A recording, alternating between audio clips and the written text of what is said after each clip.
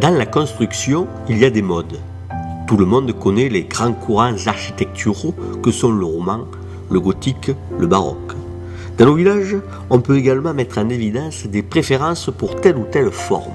On pourrait remarquer que les arcades des grandes ouvertures présentent un rayon de courbure qui peut varier. Mais on remarque aussi que tel type peut se retrouver plusieurs fois dans un seul et même village. Parfois, la clé de voûte de l'arc est datée. Et cela permet de classer les types d'arcs en fonction de la date de leur construction. Mais ici, à Castillon-du-Gard, nous trouvons un grand nombre de linteaux en accolade. En voilà quelques exemples. Ici ou là. Ils sont caractéristiques de l'époque à laquelle ont été bâtis le fort villageois, c'est-à-dire le XVe siècle. On remarque ici 3 portes accolées dont 2 ont été bouchées. La multiplication de ces portes est significative de l'augmentation de la population dans ce village enserré par des murailles.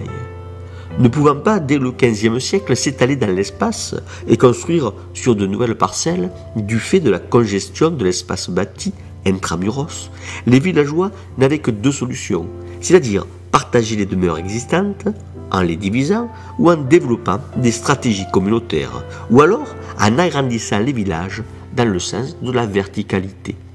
Ici à Castillon, on peut penser que toutes les solutions ont été mises en œuvre.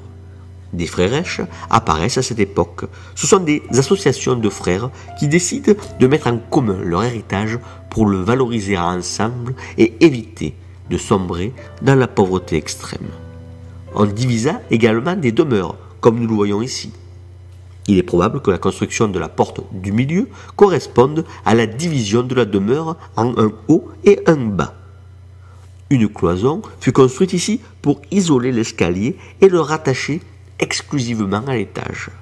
Enfin, bénéficiant d'une roche omniprésente et facile à tailler, on a pu construire un peu plus haut que dans les alentours, en taillant sommairement, mais en taillant tout de même les pierres. Cela se voit bien un peu partout. La pierre boudrière, ce tout venant, est présente mais très minoritaire. Au contraire, on trouve beaucoup de pierres grossièrement taillées et des pierres de réemploi, sans doute issues de l'ancien château.